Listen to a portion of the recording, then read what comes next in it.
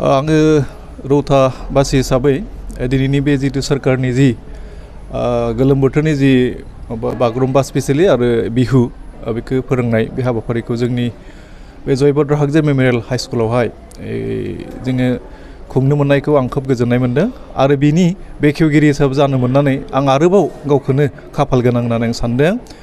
दिनै बेहाय जायफोर फरायसाफ्रा बेहाय सोलोंनो होननानै फैदों बे गथ'फोरखौ फोरोंनो थाखाय जा फोरोंगिरि बिथांमोन दंफैखायो आरो जों आसा खालामदों बेफोरबायदि सुबिदाया बिदि जों मोनबाय थाया। बे जोंनि थाखाय बिराद गल्डेन मोनसे चान्स।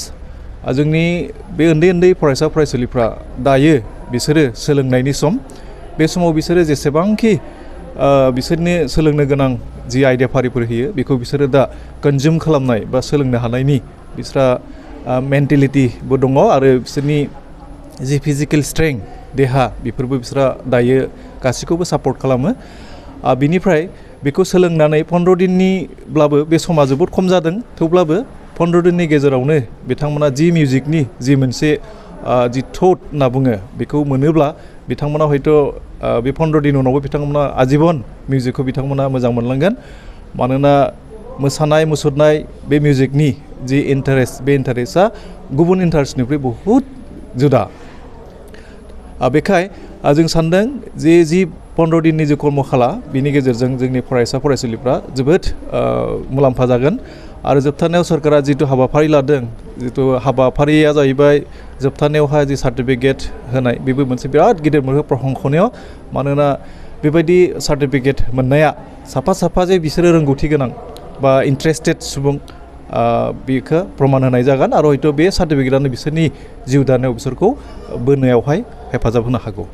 बिदि फिसा हाबाफारिनि गेजेरजोंनो जोंनि जि हारिमु, जोंनि जि जौगासार बे जौगासारा जाखांबोयो। जेने फिसा दैनि थरथिंनिफ्रायसो जिहेतु लैथो जायो, सागर जायो, दा जों बेफोरखौ जोङो नेवसिनानै दोनजाया।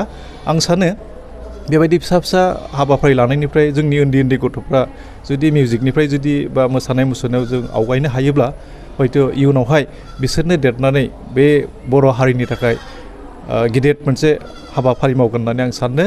जेरै बागुरुम्बा दोहौनि बाथ्रा जा खैदिनमान सिगां जोंहा गुवाहाटियाव जितु आसाम सोरखारनि नाजानाय आरो बर' बिटिसिनि जि नाजानाय बेयाव जि मोनसे जाना थाङो बे इन्टारनेसनेल मोनसे मुंदांखा मोनसे हाबाफारि जाबाय।